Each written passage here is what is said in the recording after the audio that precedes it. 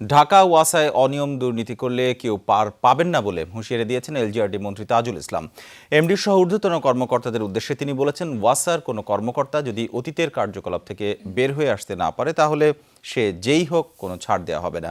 এ সময় নাগরিক সেবা নিশ্চিত করতে বিভিন্ন দিকে নির্দেশনা দেন মন্ত্রী। মন্ত্রী হওয়ার পর প্রথম কোনো দপ্তর পরিদর্শনে ঢাকা ওয়াসায় গেলেন তাজুল ইসলাম। বৈঠক করেন এমডি সহ সংস্থাটির বিভিন্ন বিভাগের কর্মকর্তাদের সাথে। যদিও এই দপ্তরের কর্মচারীদেরই সেখানে প্রবেশে আগাম নিষেধ ছিল ব্যবস্থাপনা পরিচালকের, তাই এমডির দীর্ঘদিনের স্বেচ্ছাচারিতা এবং অব্যবস্থাপনা নিয়ে এভাবে ক্ষোভ প্রকাশ করেন তারা। সাংবাদিকদেরও ঢুকতে বাধা দেওয়া হচ্ছিল, পরে মন্ত্রীর হস্তক্ষেপে ঢুকতে দেওয়া হয়। মন্ত্রী বলেন, ঢাকা ওয়াসায় কর্মকর্তা কর্মচারীদের বেতনের তুলনায় সম্পদের পরিমাণ বেশি।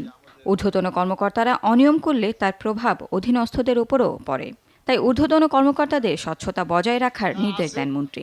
আমরা অতীত নিয়ে কাটাকাটি করতে চাই না, কিন্তু সামনের দিকে ন্যূনতম বরদাস্ত করা হবে না। আর যদি কেউ অতীতের যে সমস্ত ত্রুটি বিচ্যুতি সংশোধন না করে যদি এখনো যদি একই রকম সিচুয়েশনকে অব্যাহত রাখতে চেষ্টা করে, তাইলে আমার মনে হয় পরিণাম আমাদের কারোর জন্য ভালো হবে না। আর আমি বিশ্বাস করি আল্লাহ আমাকে রহম করবে, যত ষড়যন্ত্র হোক না কেন। এ সময় তিনি কর্মকর্তাদের নিজ নিজ দায়িত্ব পালন এবং সমস্যা চিহ্নিত করার নির্দেশ দেন। বলেন, আগামী 5 বছর চমকপ্রদ হবে।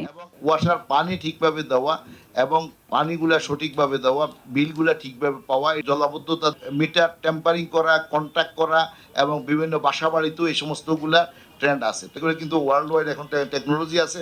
আমরা মনে হয় যে এই সমস্ত বিষয় চিন্তা করতে হবে। সবাই মিলে কাজ করলে সব সমস্যার সমাধান হবে বলে মনে করেন এলজিআরডি মন্ত্রী তাজুল ইসলাম। ত্রুটি বিচ্যুতির খবরটা মাঝে মাঝে শুনি। লাভলি বিথি, যমুনা নিউজ, ঢাকা।